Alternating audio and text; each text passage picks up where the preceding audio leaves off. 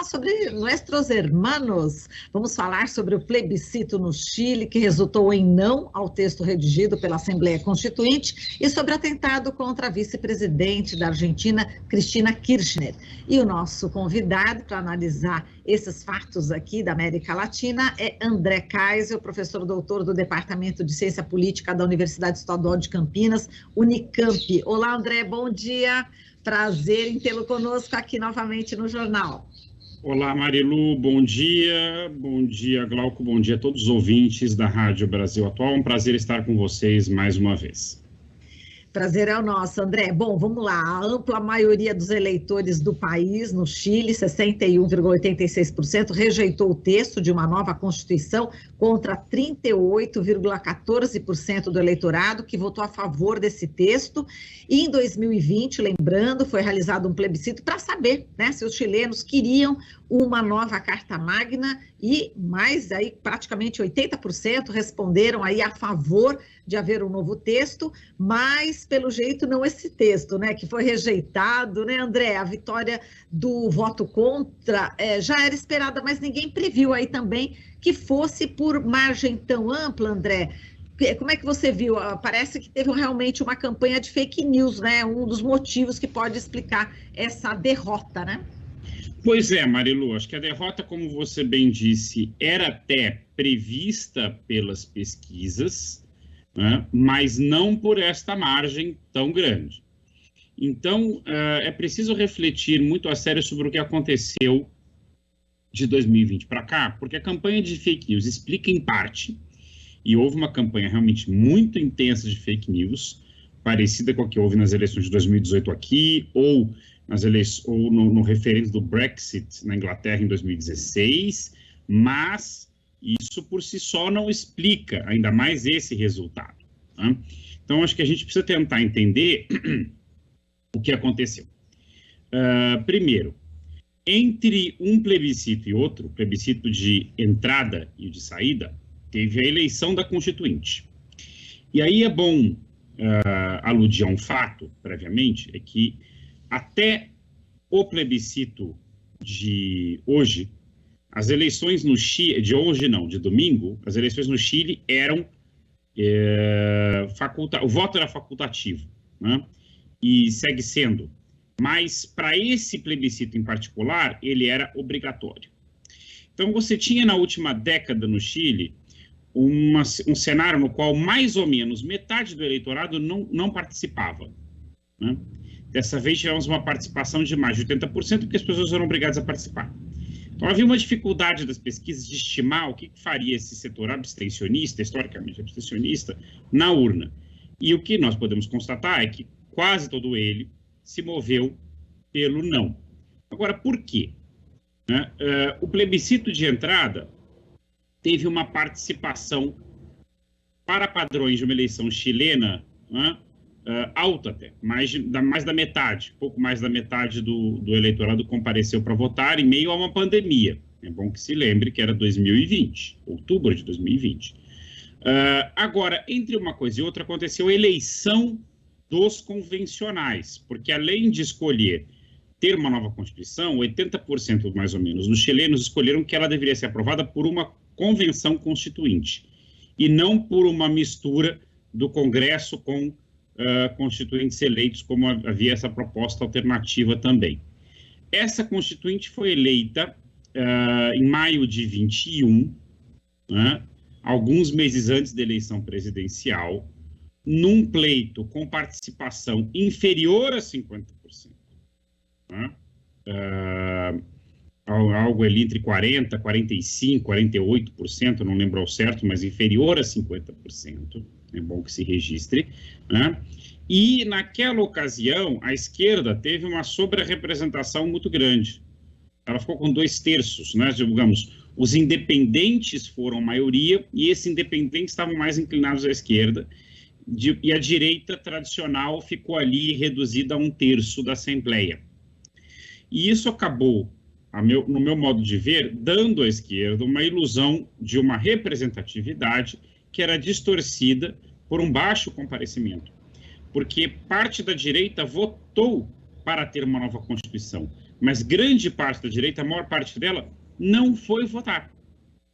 Então, a Assembleia Constituinte resultante deste plebiscito aprovou um texto, provavelmente, é o que tudo indica pelos resultados de domingo, avançado demais para a média do eleitorado chileno.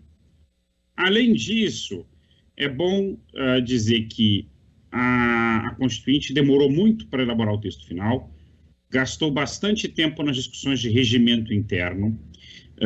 A mídia, os grandes meios de comunicação alinhados à direita souberam explorar bem essas demoras e esses desencontros internos da Constituinte, desgastando a imagem da Convenção Constituinte frente ao eleitorado, e depois o texto aprovado foi duramente golpeado pelos meios de comunicação, e não apenas pela direita tradicional e pela extrema-direita, né, o UDI, RN e os republicanos, mas também pela própria centro-esquerda, que, enfim, numa postura lamentável, né, de gente como o ex-presidente Ricardo Lagos, entrou numa campanha de votar não pela mudança, ou seja, queremos uma nova Constituição, mas não é esse texto que está aí, né? E isso confundiu bastante o eleitorado, né?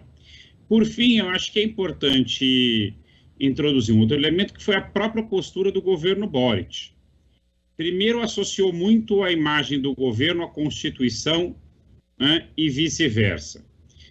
Segundo, o governo tem sido mal avaliado, né? As sondagens variam, mas o presidente não passa de 40%, na maioria delas, de aprovação. Nos seus primeiros 6 meses, ele tem tido dificuldade de enfrentar os problemas imediatos dos chilenos, que são bastante agudos, né?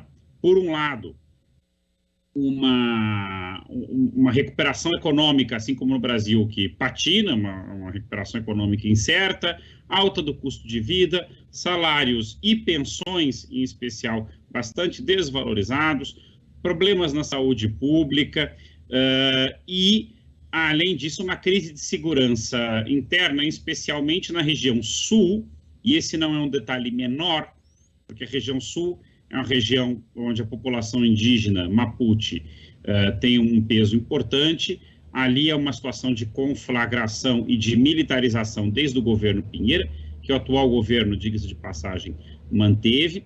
E com isso eu termino, né? É bom lembrar que o texto constitucional, que foi referendado domingo, previa a plurinacionalidade e dava uma margem bastante alta de autonomia para as comunidades indígenas e também previa até justiça especial, uma justiça própria, como existe, por exemplo, prevista na Constituição boliviana ou, em alguma medida, também na equatoriana. E isso foi bastante explorado pela direita, tanto é que, se você olha na região sul do Chile, os percentuais de rechaço, né, da Constituição chegaram ou passaram de 70%. Né? Então, nesse sentido, a derrota do progressismo chileno se deve, a meu ver, a esse conjunto de fatores, a ver o que se pode fazer a partir de agora. Falando em que se pode fazer a partir de agora, André, vai ser preciso aí um acordo amplo, né, nacional, porque o governo não tem maioria no Congresso, né? Como é que você vislumbra agora daqui para frente? Pois é, aí começa, né, depois da autocrítica no domingo, né, que foi feita pelo presidente Gabriel Boric, começa um trabalho complexo, porque a posição do governo é a seguinte: 61% rejeitaram esse texto. Ok, entendemos que a maioria claramente não quer esta Constituição, mas, ao mesmo tempo, não dá para ignorar que, num plebiscito de entrada, 80% disseram que querem uma nova Constituição. Então, não querem a que está em vigor, ainda que esta siga, já que a proposta foi rejeitada. Mas, na segunda posição do governo, dos seus apoiadores, o processo deve seguir. E a proposta inicialmente aventada pelas forças da coalizão governante é a de chamar a eleição de uma nova convenção constituinte. A direita e setores da centro-esquerda defendem uma solução mista, que seria chamar um conselho de especialistas que trabalhariam um novo texto que passaria pelo Congresso. De qualquer modo, a solução passará, seja chamando ou não a eleição de uma nova convenção constituinte, por um acordo no Congresso e com os partidos. Então, esse não também é um sinal de reafirmação do sistema político tradicional chileno, sistema político partidário, que foi fortemente impugnado a partir das grandes manifestações de 2019 que deram na convocação da Constituinte, está reassumindo o controle do processo político. Né? E se vier a ser chamada uma nova convenção constituinte, ela certamente será mais controlada pelos partidos e os independentes certamente terão um papel muito menor. Agora vamos falar da Cristina Kirchner, na Argentina. A Polícia Federal de lá já prendeu, né, enfim, a Brenda Uliarte, a namorada do Fernando Sabá Montiel, acusado justamente pelo atentado contra a Cristina Kirchner na quinta-feira última. A Cristina foi vítima, né, como todos sabem, de uma tentativa de assassinato na frente da casa dela, lá em Buenos Aires. E esse atirador apontou a pistola para o rosto dela, mas a arma não disparou. Mas existe essa possibilidade, essa suspeita, né, de que ele não tenha agido sozinho, mas com a ajuda da namorada. E tem ainda o fato da Polícia Federal ter informado que apagou os dados do celular do Fernando quando estava tentando desbloquear o aparelho para extrair informações, né? Então esse também é um fato bastante relevante, que está repercutindo bastante no mundo, né? Como é que você está vendo essa situação, né, da Cristina Kirchner e esse atentado? A gente teve aí o decretado aí um feriado nacional devido à gravidade, né, do problema.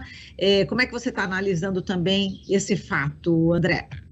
Olha, Marilu, é muito preocupante. Primeiro, o fato em si, né? Quer dizer, na verdade, é bom lembrar que o Fernando Sabá Montiel, ele chegou a apertar o gatilho 2 vezes.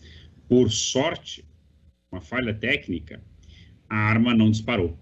Porque se ela tivesse disparado, nós estaríamos discutindo a morte da Cristina Kirchner, com certeza. Dada a distância com que ele, digamos, se aproximou dela, que era mínima, né? E o fato de ter apontado para o rosto, se a arma tivesse funcionado, que era o mais provável até, nós estaríamos falando de um assassinato, de um magnicídio. Né? Felizmente, isso não aconteceu. Agora, a discussão agora é se ele agiu sozinho ou não. Né? A primeira impressão era de que se tratava de um lobo solitário, ainda que claramente ideologizado. Né? Basta ver as postagens que ele compartilhava ou que ele curtia em redes sociais, tatuagens neonazistas, né? Apoio a Bolsonaro em redes sociais, participações que ele fez em programas de TV, entrevistado, enfim. Né? Tinha um perfil ideológico muito claro. E não é, pelo exame psiquiátrico forense que se fez, alguém que tenha distúrbios mentais graves ou coisa do tipo. Agora, a prisão da Brenda Uliarte, que estava, né, ela dizia que, no primeiro depoimento, dizia que não sabia do namorado 2 dias, mas câmeras a encontraram a metros dali. Portanto, há indícios de que ela tem envolvimento. Mas o que me parece mais estranho e realmente preocupante é que a Polícia Federal Argentina diga que, ao tentar desbloquear o aparelho, apagou os dados. Isso é muito estranho. Nós não estamos falando de funcionários de loja de celular, ou de adolescentes, de estudantes ou de idosos. Nós estamos falando de técnicos peritos da Polícia Federal Argentina. Né? Isso levanta suspeitas bastante preocupantes. Como é que gente que é treinada simplesmente, formatei aqui um celular que estava querendo abrir. Isso é muito sério. Né? Isso é muito sério, isso não é brincadeira. Nós estamos falando da tentativa de assassinato da vice-presidenta, né? E do apagamento de dados que justamente poderiam ou não corroborar se esse sujeito agiu sozinho. De novo, por enquanto, o que sabemos é que, com a namorada ou não, ao que tudo indica, agiu sozinho ou com pouca coordenação. Mas só os dados celulares poderiam dizer isso, e, curiosamente, eles são apagados. Felizmente, há softwares que permitem resgatar esses dados. Aparentemente, o celular foi enviado para um terceiro país, um segundo país não identificado, para que se possa tentar fazer essa recuperação. Espero que se consiga, para que possamos saber, né? Porque, digamos, se trata de um crime, não só uma tentativa de... Não, um crime, a tentativa em si é um crime, né? Mas uma tentativa de assassinato de uma vice-presidenta, mas que pode implicar, eventualmente, organizações extremistas. E a Argentina e a região precisam saber se foi esse o caso ou não. Tá certo. André, a gente agradece demais aqui a sua participação. Muito obrigada. Um forte abraço para você e até uma próxima oportunidade. Muito obrigado, Marilu. Mais uma vez, obrigado por compartilhar essas reflexões com você e com os ouvintes, e até uma próxima. Até. Falamos aqui com André Kaiser, professor doutor do Departamento de Ciência Política da Unicamp. Estamos apresentando Jornal Brasil Atual. As notícias que os outros não dão.